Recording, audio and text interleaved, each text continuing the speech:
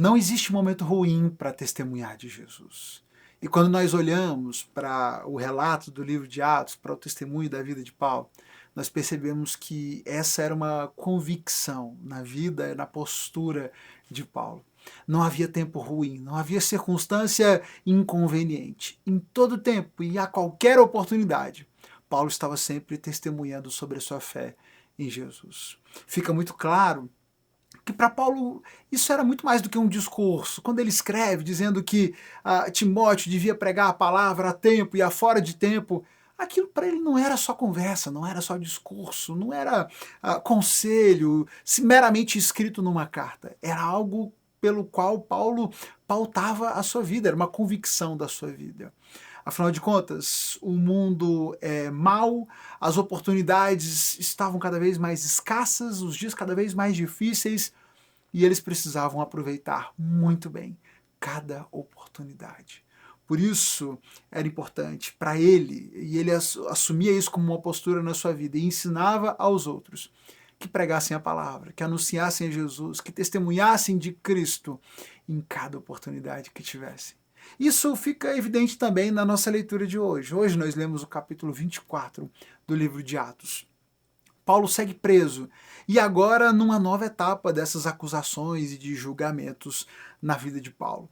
E é interessante que, mesmo nesse tempo de acusação, de acusações infundadas e inventadas para que pudessem tentar colocar o império contra Paulo e tentar virar as autoridades romanas contra Paulo. Apesar de tudo isso, Paulo não se cala e ele não permite que aquelas ameaças o silenciem. Muito pelo contrário. À medida que ele é colocado diante de novas autoridades, ele faz questão de aproveitar aquelas oportunidades para testemunhar sobre Jesus, sobre a vida que há em Jesus e somente em Jesus. E é isso que nós vamos testemunhar aqui nesse capítulo 24, enquanto Lucas nos relata a continuidade desse tempo de acusações na vida de Paulo. O capítulo 24 começa dizendo que 5 dias depois, vamos fazer a ponte com a nossa leitura de ontem, o governador tinha dito, olha, vamos esperar então que os seus acusadores cheguem, certo? Então estamos nisso.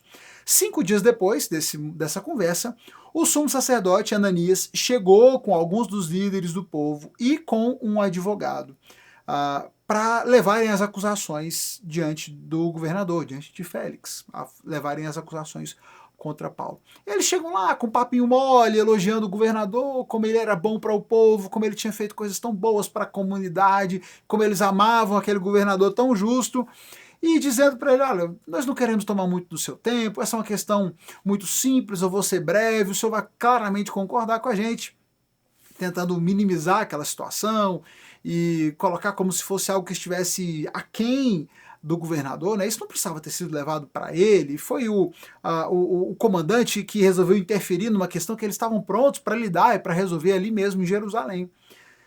E eles passam então a apresentar suas acusações contra Paulo, dizendo que esse homem é um perturbador, que vive causando tumultos entre os judeus de todo o mundo. É o principal líder da seita conhecida como os Nazarenos.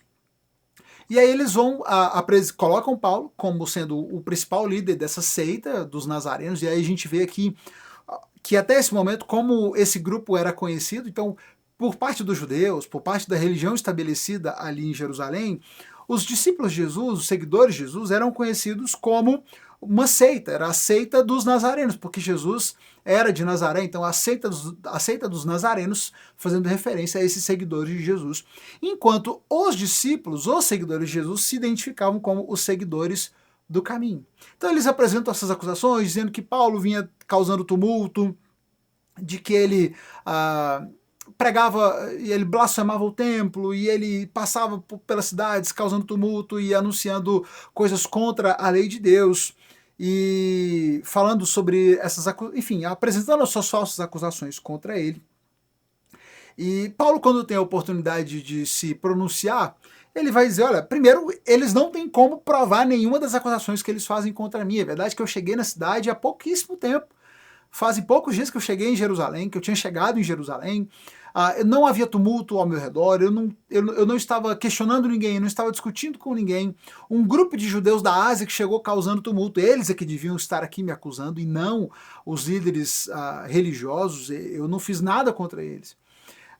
E Paulo diz, olha, eles não têm como provar essas acusações contra mim, eu, porém, reconheço que sou seguidor do caminho que eles chamam de seita. Olha, Paulo está sendo acusado, ele está diante dos líderes que estão acusando ele, e ele pega aquela brecha para falar de Jesus. Olha, as acusações são infundadas, eu não fiz nada do que eles dizem que eu fiz. Mas uma coisa é verdade, de fato, eu sou seguidor do caminho que eles chamam de seita. E aí Paulo vai dizer como ele adora a Deus, o Deus dos seus antepassados, como ele crê firmemente na lei judaica, tudo que foi escrito pelos profetas. Ele é temente a Deus, ele crê na ressurreição tanto dos justos quanto dos injustos, e é por isso que ele procura sempre manter a consciência dele limpa diante de Deus e dos homens. E ele faz então o gancho e ele começa a falar de Jesus, ele começa a falar da salvação, mesmo naquele momento em que ele está sendo acusado. E Félix, que já há algum tempo, já há bastante tempo, julgava questões envolvendo o povo judeu, conhecia a cultura, conhecia a religiosidade judaica, e também era um bom conhecedor daqueles que seguiam o caminho. Ele já tinha ouvido falar, já entendia o movimento daqueles que seguiam o caminho, é o que o texto vai dizer.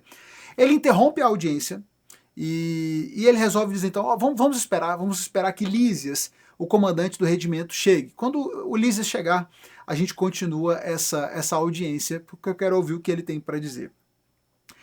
Depois, quando ele chegar, eu vou decidir, então, esse caso de vocês.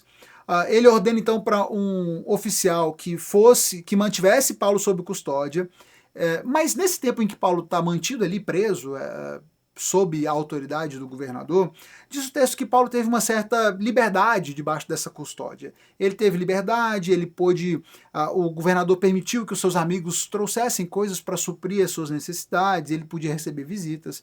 Paulo está sendo mantido ali sob prisão, mas com alguma liberdade naquele ambiente.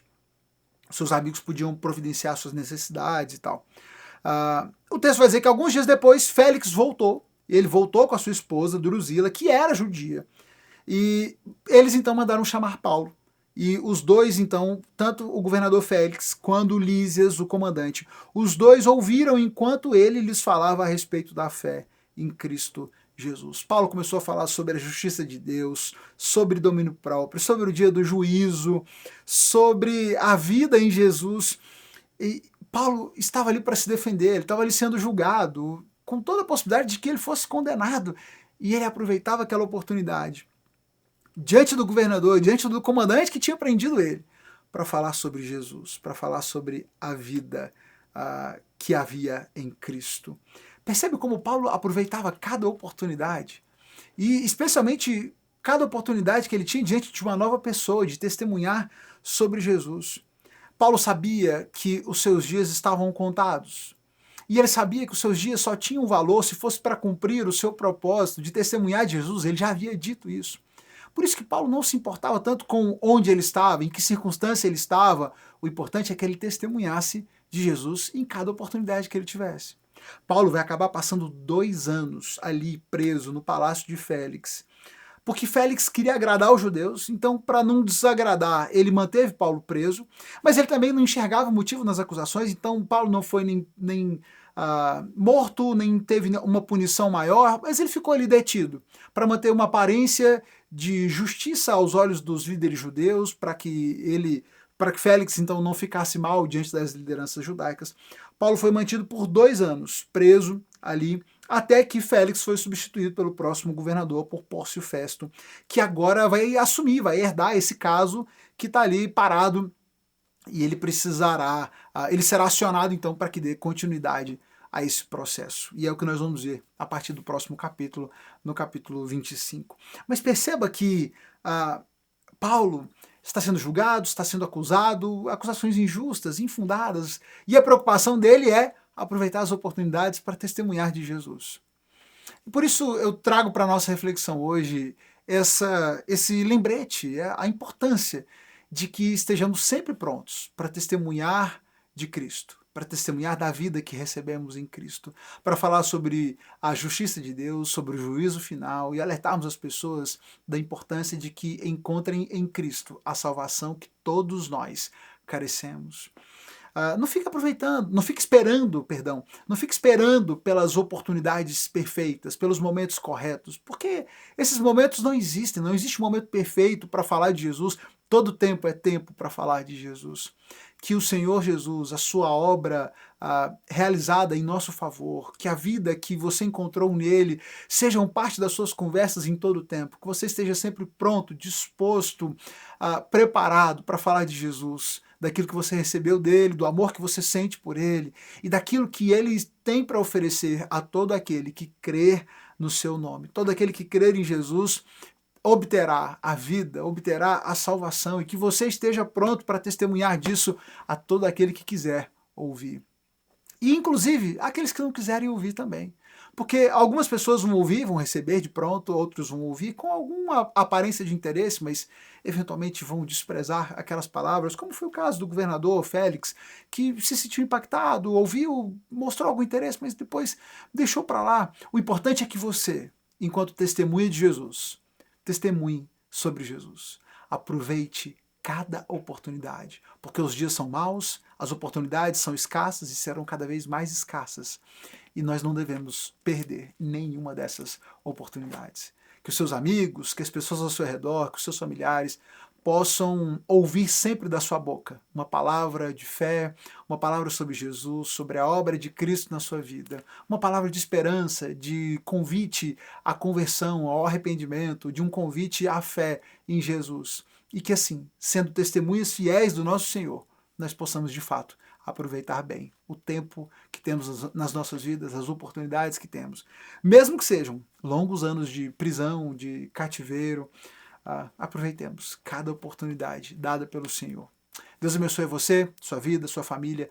Testemunhe sobre Jesus. Fique atento, olhe para tudo ao seu redor, para as pessoas ao seu redor, aproveite as oportunidades e clica na setinha, começa agora, clica na setinha, manda para um amigo, manda para um familiar, alguém que possa ser abençoado por essa reflexão.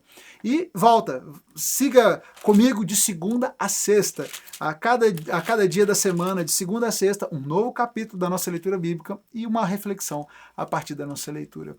Que Deus abençoe você, sua vida, sua família. Até mais.